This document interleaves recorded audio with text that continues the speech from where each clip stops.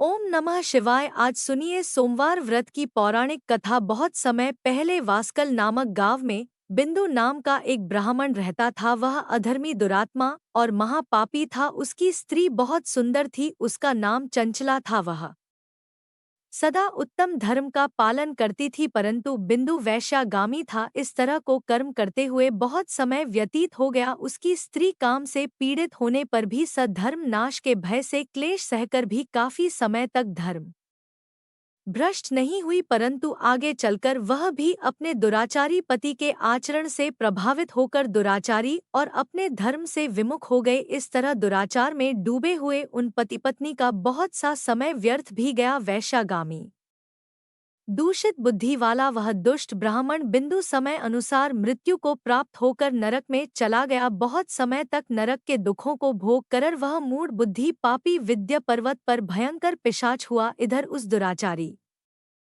बिंदु के मर जाने पर वह चंचला नामक स्त्री बहुत समय तक पुत्रों के साथ अपने घर में रहती रही। पति की मृत्यु के बाद वह भी अपने धर्म से गिरकर पर पुरुषों का संग करने लगी थी। सती विपत्ति में भी अपने धर्म का पालन करना नहीं छोड़ती। यही तो तप है। कठिन तो होता है, लेकिन इसका फल मीठा होता है। एक दिन दैव योग से किसी पुण्य पर्व के आने पर वह अपने भाई बंधुओं के साथ गोकर्ण क्षेत्र में गई। उसने तीर्थ के जल में स्नान किया और बंदी जनों के साथ यहाँ वहाँ घूमने लगी। वह एक देव मंदिर में गई। वहाँ उसने एक ब्राह्मण के मुख से भगवान शिव की परम पवित्र एवं मंगलकारी कथा सुनी। ब्राह्मण कह रहे थे कि जो स्त्रियां व्यभिचार करती है वे मरने के बाद जब यमलोक जाती है, तब यमराज के दूत उन्हें तरह तरह से यंत्रणा देते हैं कि वे उसके कामांगर से दाग हैं।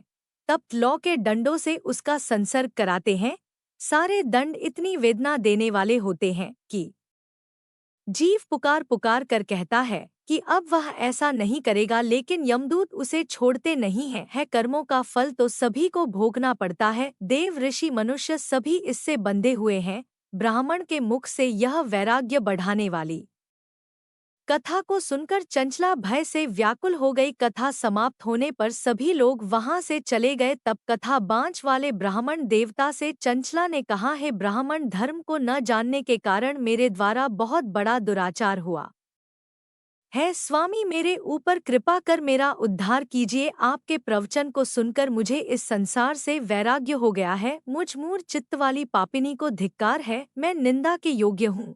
मैं बुरे विषयों में फंसकर अपने धर्म से विमुख हो गई थी। कौन मुझ जैसी को मार्ग में मन लगाने वाली पापिनी का साथ देगा? जब यमदूत मेरे गले में फंदा डालकर मुझे बांध कर ले जाएंगे और नरक में मेरे शरीर के टुकड़े करेंगे, तब मैं कैसे उन महा यातना को सहन कर पाऊंगी? मैं सब प्रकार से नष्ट हो गई हूँ, क्योंकि अभी तक मैं हर तरह से पाप में डूबी रही हूँ। हे ब्राह्मण, आप मेरे गुरु हैं, आप ही मेरे माता पिता हैं। मैं आपके शरण में आई हूँ। मुझ अबला का अब आप उद्धार कीजिए। इस प्रकार विलाप करती हुई चंचला ब्राह्मण देवता के चरणों में गिर पड़ी। तब ब्राह्मण ने उसे कृपा पूर्वक उठाया और इस प्रकार कहा, नारी, तुम सौभाग्यशाली हो जो भगवान शंकर की कृपा से तुमने वैराग्य पूर्ण यह कथा सुनी है और कथा को सुनकर समय से अपनी गलती का एहसास कर लिया है। तुम डरो मत और भगवान शिव की शरण में जाओ। उनकी परम कृपा से तुम्हारे सभी पाप नष्ट हो जाएंगे। मैं तुम्हें भगवान शिव की कथा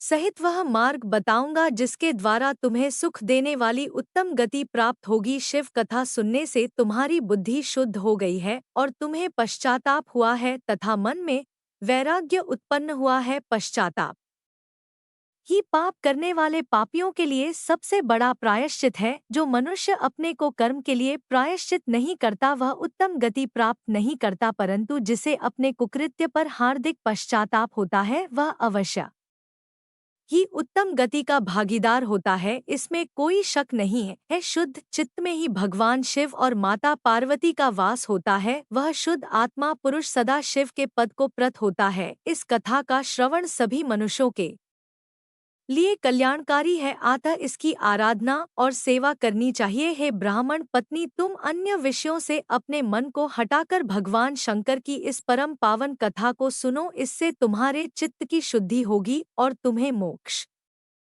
की प्राप्ति होगी। जो मनुष्य निर्मल हृदय से भगवान शिव के चरणों का चिंतन करता है उसकी एक ही जन्म में मुक्ति हो जाती है। यह कहकर वे ब्राह्मण चुप हो गए। उनका हृदय करुणा से भर गया। वे ध्यान में मगन हो गए।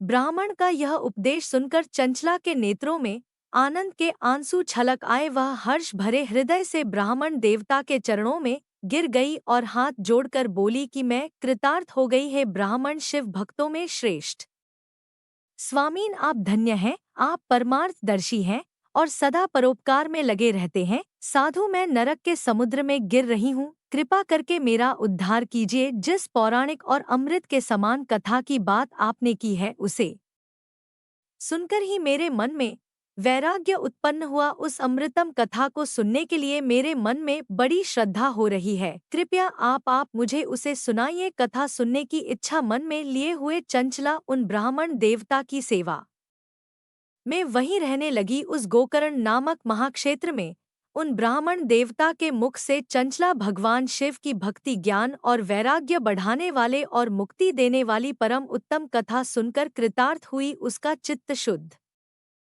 हो गया। वह अपने हृदय में शिव के सगुण रूप का चिंतन करने लगी। वह सदैव शिव सच्चिदानंदमय स्वरूप का स्मरण करती थी। इसके बाद अपना समय पूर्ण होने पर चंचला ने बिना किसी कष्ट के अपना शरीर त्याग दिया। उसे लेने के लिए एक दिव्य विमान वहां पहुंचा। यह विमान शोभा साधनों से सजा था और शिव गणों से सुशोभित था। चंचला विमान से शिवपुरी पहुंची। उसके सारे पाप धुल गए। वह दिव्य रूप धारिणी दिव्यांगना हो गई थी। वह गौरंगी देवी मस्तक पर अर्धचंद्र का मुकुट और अन्य दिव्य आभूषण पहने शिवपुरी में पहुंची। वहां उसने सनातन देवता त्रिनेत्रधारी महादेव शिव को देखा। सभी देवता उनकी सेवा में भक्ति भाव से उपस्थित थे। उनकी अंगक कांति करोड़ों सूर्य के समान प्रकाशित हो रही थी। 5 मुख और हर मुख में 3-3 नेत्र थे। मस्तक पर अर्धचंद्र आकार मुकुट शोभायमान हो रहा था। कंठ में नील चिन्ह। उनके साथ में देवी गौरी विराजमान थी जो विद्युत पुंज के समान प्रकाशित हो रही थी। महादेव जी की कांति कपूर के समान गौर थी। उनके शरीर पर श्वेत वस्त्र थे तथा शरीर श्वेत भस्म से युक्त था। इस प्रकार भगवान शिव के परम उज्ज्वल रूप के दर्शन कर चंचला बहुत प्रसन्न हुई। उसने भगवान को बारंबार प्रणाम किया और हाथ जोड़कर प्रेम, आनंद और संतोष से युक्त होकर विनीत भाव से खड़ी हो गई। उसके नेत्रों से आनंद के आंसुओं की धारा बहने लगी। भगवान शंकर और भगवती गौरी उमा ने करुणा के साथ सौम्य दृष्टि से देखकर चंचला को अपने पास बुलाया। गौरी उमा ने उसे प्रेम पूर्वक अपनी सखी बना लिया। चंचल सुख पूर्वक भगवान शिव के धाम में उमा देवी की सखी के रूप में निवास करने लगी। एक दिन चंचला आनंद में मगन उमा देवी के पास गई और दोनों हाथ जोड़कर उनकी स्तुति को करने लगी। है गिरिराज नंदिनी स्कंद माता उमा, आप सभी मनुष्यों एवं देवताओं द्वारा पूजित तथा समस्त सुखों को देने वाली है। आप शंभु प्रिया है। आप ही सगुणा और निर्गुणा है। हे सच्चिदानंद स्वरूपा, आप ही प्रकृति की पोषक है। हे माता, आप ही संसार की सृष्टि, पालन और सहार करने वाली है। इस प्रकार सद्गति प्राप्त चंचला देवी की स्तुति कर शांत हो गई। उसकी आंखों में प्रेम के आंसू उमड़ आए। तब शंकर प्रिया भक्त वत्सला उमा देवी ने बड़े प्रेम से चंचला को चुप कराते हुए कहा कि सखी की चंचला, मैं तुम्हारी इस स्तुति से प्रसन्न हूँ। बोलो, क्या वर मांगती हो? तब चंचला बोली, हे गिरिराज कुमारी, मेरे पति बिंदु इस समय कहाँ है? उनकी स्थिति कैसी है? मुझे बताइए और कुछ उपाय कीजिए ताकि हम फिर से मिल सके। हैं महादेवी, मेरे पति एक शूद्र जाति वैश्या के प्रति आसक्त थे और पाप में ही डूबे रहते थे। गिरजा बोली, बेटी, तुम्हारा पति बिंदु पापी था। उसका अंत बड़ा भयानक हुआ। वैश्या का उपभोग करने के कारण वह मूर्ख नरक में अनेक वर्षों तक अनेक प्रकार के दुख भोग कर अब शेष पाप को भोगने के लिए विद्य पर्वत पर पिशाच की योनि में रह रहा है और वह दुष्ट वहीं वायु पीकर रहता है और सब प्रकार के कष्ट सहता है। गौरी देवी की यह बात सुनकर चंचला अत्यंत दुखी हो गई। फिर मन को किसी तरह स्थिर करती हुई दुखी हृदय से माँ गौरी से उसने एक बार फिर पूछा, है महादेवी, मुझ पर कृपा कीजिए और मेरे पापी पति का अब उद्धार कीजिए। कृपा करके मुझे वह उपाय बताइए जिससे मेरे पति को उत्तम गति प्राप्त हो सके। गौरी देवी ने कहा, यदि तुम्हारा पति भगवान शिव की पुण्यम उत्तम कथा सुने तो वह इस दुर्गति को पार करके उत्तम गति का भागी हो सकता है। अमृत के समान मधुर गौरी देवी के यह वचन सुनकर चंचला ने दोनों हाथ जोड़कर मस्तक झुकाकर उन्हें बार बार प्रणाम किया और प्रार्थना की कि मेरे पति को भगवान शिव की कथा सुनाने की व्यवस्था कीजिए। ब्राह्मण पत्नी चंचला के बार बार प्रार्थना करने पर शिवप्रिया गौरी देवी ने भगवान शिव की महिमा का गान करने वाले गंधर्व राज तुमरो को बुलाकर कहा, तुमरो, तुम्हारी भगवान शिव में प्रीति है, तुम मेरे मन की सभी बातें जानकर मेरे कार्यों को सिद्ध करते हो, तो मेरी इस सखी के साथ विंध्य पर्वत पर जाओ। वहां एक महाघोर और भयंकर पिशाच रहता है। पूर्व जन्म में वह पिशाच बिंदुकुरी वह वैश्यागामी हो गया था। वह स्नान संध्या आदि नित्य कर्म छोड़कर अपवित्र रहने लगा। क्रोध के कारण उसकी बुद्धि भ्रष्ट हो गई थी। दर्जनों से उसकी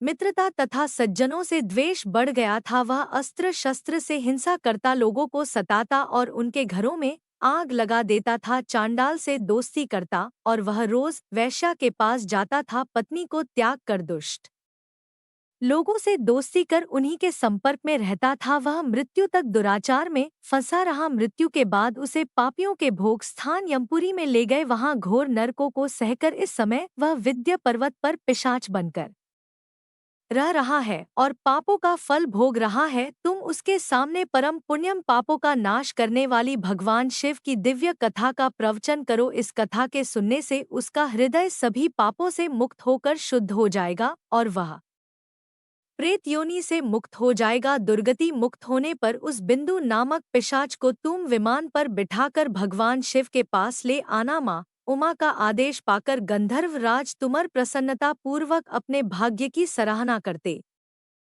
हुए चंचला को साथ लेकर विमान से पिशाच के निवास स्थान विंध्य पर्वत पर गया। वहां पहुंचकर उसने विशाल आकृति वाले पिशाच को देखा। उसका शरीर विशाल था, उसकी ठोड़ी बड़ी थी। वह कभी हंसता, कभी रोता, कभी उछलता था। महाबली तुरु ने बिंदुकुरी ने कथा बाजनी के लिए स्थान तलाश कर मंडप की रचना की। शीघ्र ही इस बात का पता लोगों को चल गया कि एक पिशाच के उद्धार हेतु देवी पार्वती की आज्ञा से तुमु भगवान शिव की कथा सुनाने विंध्य पर्वत पर आया है। उस कथा को सुनने के लोभ से बहुत से देवर्ष वहां पहुंच गए। सभी को आदर पूर्वक स्थान दिया गया। पिशाच बिंदु को पासों में बांधकर आसन पर बिठाया गया और तब तुमर ने परम उत्तम भगवान शिव की अमृत कथा का गान शुरू किया, जिससे सभी श्रोता कृतार्थ हो गए। परम पुण्यम कथा को सुनकर पिशाच सभी पापों से मुक्त हो गया और उसने पिशाच शरीर का त्याग कर दिया। शीघ्र ही उसका रूप दिव्य हो गया। उसका शरीर गौर वर्ण का हो गया। शरीर पर श्वेत वस्त्र एवं पुरुषों के आभूषण आ गए। इस प्रकार दिव्य देहधारी होकर बिंदु अपनी पत्नी चंचला के साथ स्वयं भी भगवान शिव का गुणगान करने लगा। उसे दिव्य रूप में देखकर सभी को बहुत आश्चर्य हुआ। उसका मन परम आनंद से परिपूर्ण हो गया। सभी भगवान महेश्वर के अद्भुत चरित्र को सुनकर कृतार्थ होकर उनका यशोगान करते हुए अपने अपने धाम को चले गए। बिंदु अपनी पत्नी चंचला के साथ विमान में बैठकर शिवपुरी की ओर चल दिया। महेश्वर के गुणों का गान करता हुआ बिंदु अपनी पत्नी चंचला और तुमु के साथ शीघ्र ही शिवधाम पहुंच गया। भगवान शिव देवी पार्वती ने उसे अपना पार्षद बना लिया। दोनों पति पत्नी सुखपूर्वक भगवान महेश्वर एवं देवी गौरी के श्री चरणों में अविचल निवास पाकर धन्य हो गए। बोलिए उमा महेश्वर भगवान की जय। अब सुनिए भगवान शंकर की दूसरी कथा। एक धनवान साहूकार था, जिसके घर किसी प्रकार की कोई कमी नहीं थी, परंतु उसको एक दुख था, उसका कोई पुत्र नहीं था। वह इसी चिंता में दिन और रात रहता था और वह पुत्र की कामना से हर सोमवार को शिवजी का व्रत और पूजन किया करता था। सायकाल को मंदिर में जाकर शिवजी का दीपक जलाता था। उसके भक्ति भाव को देखकर एक समय श्री पार्वती जी ने भगवान शिवजी महाराज से कहा कि वह का आपका अनंत भक्त है और सदैव आपका व्रत और पूजन बड़ी श्रद्धा से करता है। इसकी मनोकामना आप पूर्ण कीजिए। तब भगवान शिव ने कहा कि हे पार्वती, यह संसार कर्म क्षेत्र है। जैसी किसान खेत में जैसा बीज बोता है वैसा ही फल काटता है, उसी तरह से इस संसार में जैसा कर्म करते हैं वैसा ही फल मिलता है। तब माता पार्वती ने अत्यंत आग्रह से कहा कि महाराज, जब यह आपका भक्त है और इससे किसी प्रकार का दुख है तो उसको अवश्य दूर करना चाहिए, क्योंकि आप सदैव अपने भक्तों पर दयालु हैं और उनके दुखों को दूर करते हैं। यदि आप ऐसा नहीं करेंगे तो मनुष्य आपकी सेवा व्रत क्यों करेंगे। माता पार्वती जी के आग्रह को देखकर भगवान भोलेनाथ कहने लगे कि हे पार्वती, इसके कोई पुत्र नहीं है इसी चिंता से यह दुखी रहता है। इसके भाग्य में पुत्र न होने पर भी इसके पुत्र की प्राप्ति का मैं वर देता हूँ, परंतु वह पुत्र केवल 12 वर्ष तक जीवित रहेगा। इसके पश्चात वह मृत्यु को प्राप्त हो जाएगा। इससे अधिक मैं और कुछ इसके लिए नहीं कर सकता हूँ। यह सब बातें वह साहूकार सुन रहा था। इससे उसको ना कुछ प्रसन्नता हुई और ना ही उसे कुछ कष्ट हुआ। वह पहले जैसे ही भगवान शिव का व्रत और पूजन करता रहा। कुछ समय व्यतीत हो जाने पर साहूकार की स्त्री गर्भवती हुई और उसे 10वें महीने में गर्भ से अति सुंदर पुत्र की प्राप्ति हुई। साहूकार के घर में बहुत खुशियां मनाई गई, परंतु साहूकार ने उसको केवल 12 वर्ष की आयु जानकर कोई अधिक प्रसन्नता प्रकट नहीं की और ना ही किसी को यह भेद बताया। जब वह 11 वर्ष का हो गया तो उस बालक की माता ने उसके पिता से विवाह आदि के लिए कहा, परंतु साहूकार कहने लगा, मैं अभी इसका विवाह नहीं करूं और पढ़ने के लिए इसे भेजूंगा। फिर साहूकार ने अपने साले अर्थात उस बालक के मामा को बुलाकर उसको बहुत सा धन देकर कहा, तुम इस बालक को काशी में पढ़ने के लिए ले जाओ और रास्ते में जिस स्थान पर भी जाओ वहां यज्ञ करना और ब्राह्मणों को भोजन कराते जाना। वे दोनों मामा और भांजा सब जगह यज्ञ करते और ब्राह्मणों को भोजन कराते जा रहे थे। रास्ते में उनको एक शहर पड़ा। उस शहर के राजा की कन्या का विवाह था और दूसरे राजा का लड़का जो विवाह कराने के लिए बारात लेकर आया था वह एक आंख से काना था। उसके पिता को इस बात की बड़ी चिंता थी कि कहीं वर को देखकर कन्या के माता पिता विवाह में किसी प्रकार की अड़चन पैदा ना कर दे। इसका कारण जब उसने अति सुंदर सेठ के लड़के को देखा तो उसने मन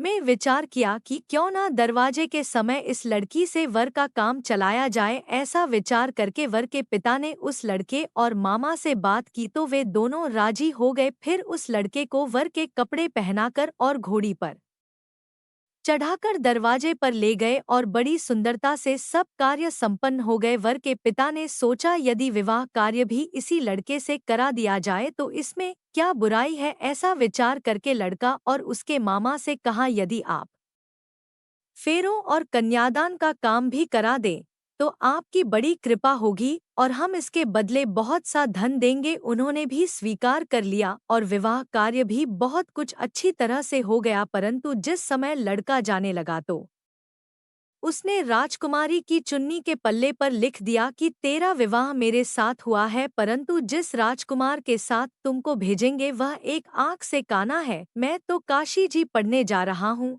उस राजकुमारी ने जब अपनी चुन्नी पर ऐसा लिखा हुआ देखा तो उसने राजकुमार के साथ जाने से मना कर दिया और कहा कि यह मेरा पति नहीं है, मेरा विवाह इसके साथ नहीं हुआ, वह तो काशी जी पढ़ने गया है। राजकुमारी के माता पिता ने अपनी कन्या को विदा नहीं किया और बारात वापस चली गई। उधर वह सेठ का लड़का और उसका मामा काशी जी पहुंच गए। वहां जाकर उन्होंने यज्ञ करना और लड़के ने पढ़ना शुरू कर दिया। जब लड़के की आयु 12 साल की हो गई तब एक दिन उन्होंने यज्ञ रचा रखा था कि लड़के ने अपने मामा से कहा कि आज तो मेरी तबीयत ठीक नहीं है। मामा ने कहा, अंदर जाकर सो जाओ। जब लड़का अंदर जाकर सो गया और थोड़ी देर में उसके प्राण निकल गए। जब उसके मामा ने आकर देखा कि वह तो मुर्दा पड़ा है तो उनको बहुत दुख हुआ और उन्होंने सोचा कि मैं अभी रोना पीटना मचा दूंगा तो यज्ञ का कार्य अधूरा रह जाएगा। अतः उन्होंने जल्दी से यज्ञ का कार्य समाप्त करके ब्राह्मणों के जाने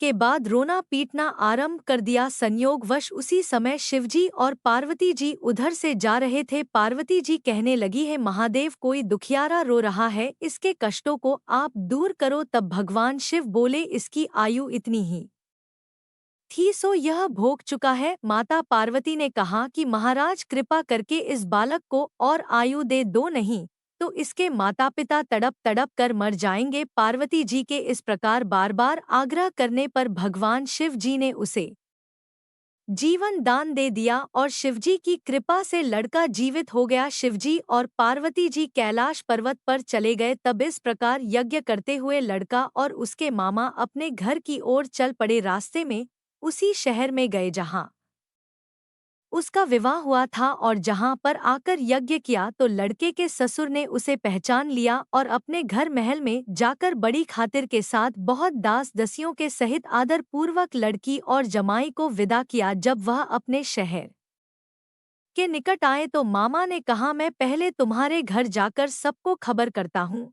उस समय लड़के के माता पिता अपने घर की छत पर बैठे हुए थे और उन्होंने यह प्रण कर रखा था कि यदि हमारा पुत्र सकुशल घर आएगा तो राजी खुशी नीचे उतर कर आ जाएंगे, नहीं तो छत से गिरकर अपने प्राण खो देंगे। इतने में उस लड़के के मामा ने जाकर यह समाचार दिया कि आपका पुत्र आ गया है, परंतु उनको विश्वास नहीं हुआ। तब उसके मामा ने शपथ पूर्वक कहा कि आपका पुत्र अपनी स्त्री के साथ बहुत सारा धन लेकर आया है। तो सेठ ने आनंद के साथ उसका स्वागत किया और बड़ी प्रसन्नता से रहने लगे। इस प्रकार जो भी व्यक्ति सोमवार का व्रत करता है अथवा इस कथा को पढ़ता है या सुनता है, भगवान भोलेनाथ उसके सभी दुखों को दूर करके उसकी समस्त मनोकामनाओं को पूर्ण करते हैं। बड़ी ही श्रद्धा और भक्ति के साथ अब आप सुनिए सोमवार की दूसरी कथा। एक बार की बात है, माता पार्वती शिवजी को डोट पति के रूप में प्राप्त करने के लिए घोर तप कर रही थी। उनके तप को देखकर देवताओं ने शिव जी से देवी की मनोकामना को पूर्ण करने की प्रार्थना की। शिवजी ने पार्वती जी की परीक्षा लेने के लिए सप्तऋषियों को डोट भेजा। सप्तऋषियों ने शिवजी के सैकड़ों अवगुण गिनाए, पर पार्वती जी को महादेव जी के अलावा किसी और से विवाह मंजूर नहीं था। तब शंकर जी ने स्वयं पार्वती जी की परीक्षा लेने की ठानी। तब भगवान शंकर स्वयं प्रकट हुए और पार्वती जी को वरदान देकर अंतर्ध्यान हुए। इतने में पार्वती माता जहां तप कर रही थी वहीं पास में तालाब में मगरमच्छ ने एक लड़के को पकड़ लिया। लड़का जान बचाने के लिए चिल्लाने लगा। तब पार्वती जी से उस बच्चे की चीख सुनी नहीं गई। द्रव्य हृदय होकर वे तालाब पर पहुंची। वहां देखा कि मगरमच्छ लड़के को तालाब के अंदर खींच कर ले जा रहा है। लड़के ने देवी को देखकर कहा कि मेरी माता पिता और भाई बंधु कोई नहीं है, आप मेरी रक्षा करें। तो पार्वती जी ने कहा कि मगरमच्छ इस लड़के को छोड़ दो। मगरमच्छ बोला, दिन के छठे पैर में जो मुझे मिलता है उसे मैं अपना आहार समझकर स्वीकार कर लेता हूँ, यह मेरा नियम है। ब्रह्मदेव ने दिन के छठे पहर में इस लड़की को भेजा है तो मैं इसे क्यों छोड़ूं। पार्वती जी ने विनती की कि तुम इसे छोड़ दो, बदले में तुम्हें जो चाहिए वह मुझसे कहो। तो मगरमच्छ बोला, एक ही शर्त पर मैं इसे छोड़ूंगा, आपने तप करके महादेव जी से जो वरदान लिया है, यदि उस तप का फल मुझे दे दो तो मैं इसे छोड़ दूंगा। पार्वती जी तुरंत तैयार हो गई। उन्होंने कहा, मैं अपने तप का फल तुम्हें देने को तैयार हूँ, लेकिन तुम इस बालक को छोड़ दो। मगरमच्छ ने समझाया, सोच लो देवी, जोश में आकर संकल्प मत करो। हजारों वर्षों तक जैसा तप किया है वैसा देवताओं के लिए भी संभव नहीं है। उसका सारा फल इस बालक के प्राणों के बदले चला जाएगा। पार्वती जी ने कहा, मेरा निश्चय पक्का है, मैं तुम्हें अपने तप का फल देती हूँ, तुम इसको जीवन दे दो। मगरमच्छ ने पार्वती जी से तप दान करने का संकल्प करवाया। तप का दान होते ही मगरमच्छ का देह तेजी से चमकने लगा और वह बोला, हे पार्वती, यह देखो, तप के प्रभाव से मैं तेजस्वी बन गया हूँ। तुमने जीवन भर की पूंजी एक बच्चे के लिए व्यर्थ कर दी, चाहे तो अपनी भूल सुधारने का एक मौका और दे सकता हूँ। तब पार्वती जी ने कहा, हे ग्रह, तब तो मैं पुनः कर सकती हूँ, किंतु यदि तुम इस लड़के को निगल जाते तो इसका जीवन वापस नहीं मिल सकता था। देखते ही देखते वह लड़का अदृश्य हो गया और मगरमच्छ भी लुप्त हो गया। पार्वती जी ने विचार किया, मैंने तो दान कर दिया है, अब पुनः से तप आरंभ करूंगी। पार्वती जी ने फिर से तप करने का संकल्प किया। भगवान सदाशिव फिर से प्रकट होकर बोले, हे पार्वती, भला अब क्यों तप कर रही हो। तब पार्वती जी ने कहा, प्रभु, मैंने अपने तप का फल दान कर दिया है आपको पति रूप में पाने के संकल्प के लिए मैं फिर से वैसा ही घोर तप करके आपको प्रसन्न करूंगी। तो महादेव जी बोले, मगरमच्छ और लड़के दोनों रूपों में मैं ही था तुम्हारा चित्त प्राणी मात्र में अपने सुख दुख का अनुभव करता है या नहीं, इसकी परीक्षा लेने के लिए मैंने ही यह लीला रची थी। अनेक रूपों में दिखने वाला मैं एक ही हूँ, मैं अनेक शरीरों में शरीरों से अलग निर्विकार हूँ। तुमने अपना तप मुझे ही दिया है, इसलिए अब और तप करने की कोई आवश्यकता नहीं है। देवी ने महादेव जी को प्रणाम कर प्रसन्न मन से विदा किया। प्रेम से बोली, भगवान शंकर और माता पार्वती की जय। अब आप सुनिए तीसरी कथा। एक बार नारद जी ने भोलेनाथ जी की स्तुति करके पूछा कि प्रभु, आपको प्रसन्न करने के लिए सबसे उत्तम और सुलभ साधन क्या है? हे त्रिलोकीनाथ, आप तो निर्विकार और निष्काम है, आप सहज ही प्रसन्न हो जाते हैं। फिर भी मेरे जानने की इच्छा है कि आपको क्या प्रिय है? तब शिवजी बोले, नारद जी, वैसे तो मुझे भक्त के सबसे प्रिय है, फिर भी आपने पूछा है तो मैं बताता हूँ। मुझे जल के साथ साथ बिल्व पत्र बहुत प्रिय हैं। जो अखंड बिल्व पत्र मुझे श्रद्धा से अर्पित करते हैं, मैं उन्हें अपने लोक में स्थान देता हूँ। नारद जी भगवान शंकर और माता पार्वती की वंदना करके अपने लोक को चले गए। उनके जाने के पश्चात पार्वती जी ने शिवजी से पूछा कि हे प्रभु, मेरी यह जानने की बड़ी तीव्र इच्छा हो रही है कि आपको बेलपत्र इतने प्रिय क्यों हैं? कृपा करके मेरी जिज्ञासा को शांत कीजिए। तब शिवजी बोले, हे शिवे, बिल्व के पत्ते मेरी जटा के समान है। उसका त्रिपत्र यानी 3 पत्ते ऋग्वेद, यजुर्वेद और सामवेद हैं। शाखाएं समस्त शास्त्र का स्वरूप है। बिल्व वृक्ष को आप पृथ्वी का कल्प वृक्ष समझे, जो ब्रह्मा, विष्णु और शिव स्वरूप है। हे पार्वती, स्वयं महालक्ष्मी जी ने शैल पर्वत पर बिल्व वृक्ष रूप में जन्म लिया था, इस कारण भी बेल का वृक्ष मेरे लिए अति प्रिय है। महालक्ष्मी जी ने बिल्व का रूप धरा, यह सुनकर पार्वती जी कौतूहल में पड़ गई और पार्वती जी कौतूहल से उपजी जिज्ञासा को रोक ना पाई। उन्होंने पूछा, देवी लक्ष्मी ने आखिर बिल्व वृक्ष का रूप क्यों लिया? आप ये कथा विस्तार से कहे। तब भोलेनाथ ने देवी पार्वती जी को कथा सुनाना आरंभ किया है। देवी, सतयुग में ज्योति रूप में मेरे अंश का रामेश्वर लिंग था। ब्रह्मा आदि देवों ने उसका विधिवत पूजन अर्चन किया था। इसका परिणाम यह हुआ कि मेरे अनुग्रह से वाणी देवी सबकी प्रिय हो गई। वे भगवान विष्णु को डोट सतत प्रिय हो गई। मेरे प्रभाव से भगवान केशव के मन में वाग्देवी के लिए जितनी प्रीति उत्पन्न हुई, वह स्वयं लक्ष्मी जी को नहीं भाई। लक्ष्मी देवी का श्री हरि के प्रति मन में कुछ दुराव पैदा हो गया। वह चिंतित और रुष्ट होकर चुपचाप परम उत्तम श्री शैल पर्वत पर चली गई। वहां उन्होंने तप करने का निश्चय किया और उत्तम स्थान का चयन करने लगी। महालक्ष्मी ने उत्तम स्थान का निश्चय करके मेरे लिंग विग्रह की उग्र तपस्या प्रारंभ की। उनकी तपस्या कठोरतम होती जा रही थी। हे परमेश्वरी, कुछ समय के बाद महालक्ष्मी जी ने मेरे लिंग विग्रह से थोड़ा उधर्म में एक वृक्ष का रूप धारण कर लिया। अपने पत्तों और पुष्प द्वारा निरंतर मेरा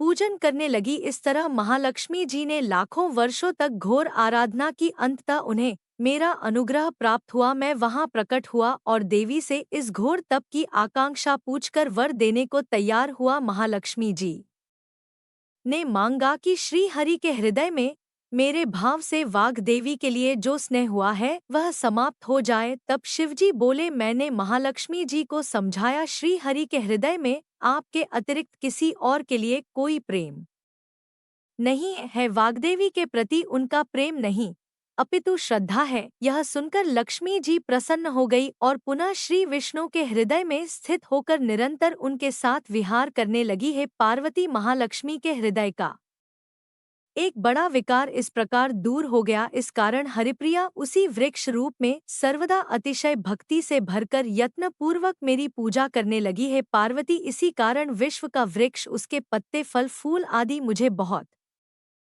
प्रिय है। मैं निर्जन स्थान में बिल्व वृक्ष का आश्रय लेकर रहता हूँ। बेल वृक्ष को सदा सर्व तीर्थ में एवं सर्वदेवम मानना चाहिए। बिल्व पत्र, बिल्व फूल, बिल्व वृक्ष अथवा बिल्व काष्ठ के चंदन से जो मेरा पूजन करता है वह भक्त मेरा अति प्रिय है। बिल्व वृक्ष को शिव के समान ही समझो, वह मेरा शरीर है जो बिल्व पर चंदन से मेरा नाम अंकित करके मुझे अर्पण करता है। मैं उसे सभी पापों से मुक्त करके अपने लोक में स्थान देता हूँ। हे देवी, उस व्यक्ति को स्वयं लक्ष्मी जी भी नमस्कार करती है जो मेरा पूजन करते हैं। जो बिल्व मूल में प्राण छोड़ता है उसको रुद्र देह प्राप्त होता है, और ऐसे मनुष्य पर सदैव ही माता लक्ष्मी की कृपा रहती है, और साथ ही साथ भगवान नारायण की कृपा भी उन पर सदैव बनी रहती है। प्रेम से बोलिए भगवान शिव और माता पार्वती की जय। अब सुनिए गणेश भगवान की कथा। एक साहूकार था, उसके घर रोज एक ब्राह्मणी रोटी लेने के लिए घर आती थी। घर के अंदर घुसते ही पोल के ऊपर गजानन जी का मंदिर था। वह गणेश जी को रोटी का एक और हमेशा भोग लगाती थी। बहुत दिन हो गए, गणेश जी महाराज ने कहा कि यह मुझे हमेशा भोजन करवाती है, मुझे इसे कोई ना कोई उपहार जरूर देना चाहिए। गणेश जी एक दिन उसके थाली में हीरे मोती भर देते हैं।